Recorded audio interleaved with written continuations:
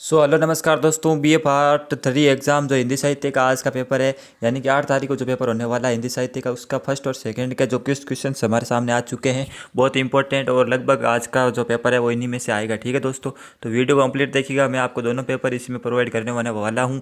और जो मैं पर्सन बताने वाला हूँ 15-20% है, उनको आपको रट के जाना है। ठीक है, बहुत ही कम टाइम के अंदर पेपर हमारे सामने आया है। हालांकि मैं गारंटी नहीं लेता हूँ कि यही पेपर आएगा दोस्तों, मगर लगभग आपको उससे 60% यानी 60% इनमें से पेपर आपको देखने को मिल जाएगा। ठीक है दोस्तों, आप लोग पिछले 2 दिनों से बहुत ज़्यादा रिक्वेस्ट कर रहे थे पेपर डालो पेपर डालो, तो पेपर जब आएगा तभी डाला जाएगा। ठीक है, बार बार कॉल और मैसेज कृपया ऐसे पेपर के लिए ना किया करें, बहुत ज़्यादा डिस्टर्बेंस होती है। तो चलिए अब बिना किसी देरी के हम शुरू करते हैं। बीए फाइनल हिंदी साहित्य का जो पेपर है आज का, जो पहले पेपर की बात करते हैं हम। सबसे पहले पेपर के जो प्रश्न है वो देखिए।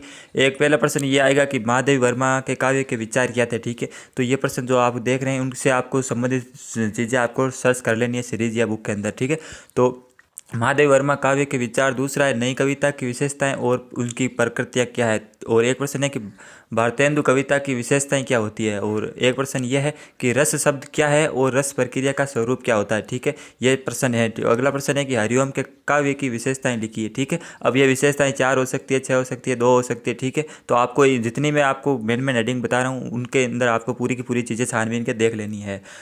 अगला प्रश्न देखते हैं कि कामायनी पर लेख लिखना है। और दूसरा इसी के अंदर कि मैथिली जो चरण गुप्त है उनके काव्य को उनका काव्य क्या है। ठीक है, मैथिली चरण गुप्त काव्य के बारे में आपको थोड़ा सा पढ़ लेना है। और एक है सूर्यकांत जो निराला है, उन कवि के बारे में थोड़ा सा पढ़ लेना है, कवि परिचय वगैरह आ सकता है। ठीक है, और फिर अगला प्रश्न देखते हैं गजानन माधव मुक्ति बोध जो आधुनिक कविता है उस पर आपको थोड़ी सी चीज़ें पढ़ लेनी है। अब एग्जैक्ट प्रश्न दोस्तों मेरे पास नहीं आया है कि कौन सा प्रश्न एग्जैक्ट आएगा, मगर जो टॉपिक है वो मेरे पास आ चुका है, इन्हीं से आपको प्रश्न देखने को मिलेगा।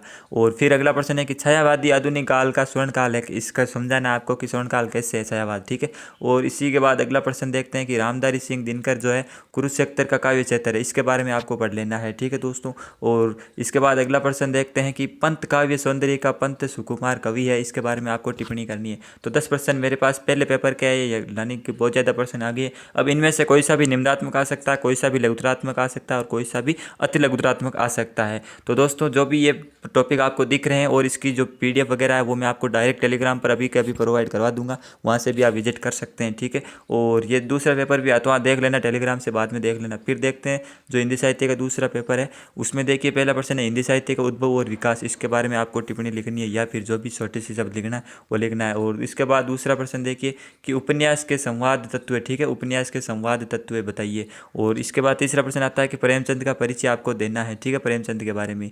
और इसके बाद अगला प्रश्न है खोई हुई दिशा कहानी। खोई हुई दिशा कहानी आपको थोड़ी सी उसका कंटेक्स्ट पढ़ लेना है कि क्या है उसके अंदर। फिर है अगला प्रश्न की पुंस की रात कहानी। ठीक है, पुंस की रात कहानी, ये भी प्रश्न बहुत ही इंपॉर्टेंट है। और इसी के बाद अगला प्रश्न है कि पुरस्कार कहानी की समीक्षा कीजिए, मेहंदी का रंग उपन्यास की समीक्षा कीजिए। ठीक है, ये 2 उपन्यास है, एक तो मेहंदी का रंग, इसकी आपको समीक्षा करनी है और पुरस्कार कहानी की समीक्षा करनी है। और इसी के बाद हम अगला प्रश्न देखते हैं 7वां की इन पर आपको टिप्पणी लिखनी है। जो 2 टॉपिक मैं आपको बता रहा हूँ, एक तो उपन्यास व कहानी में अंतर क्या होता है, इनमें आपको अंतर स्पष्ट करना है। और दूसरा कहानी विकास के जो भाग है वो कौन कौन से हैं। ठीक है, इस पर आपको टिप्पणी लिखनी है।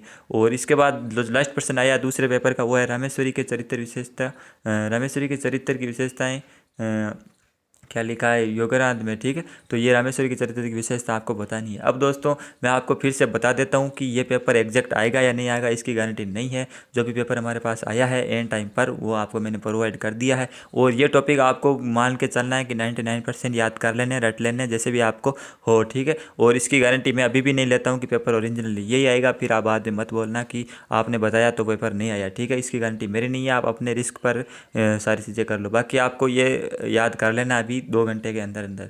तो फिर मिलते हैं, तब तक के लिए जय हिंद, बेस्ट ऑफ लक आपके एग्ज़ाम के लिए। जय हिंद, जय भारत।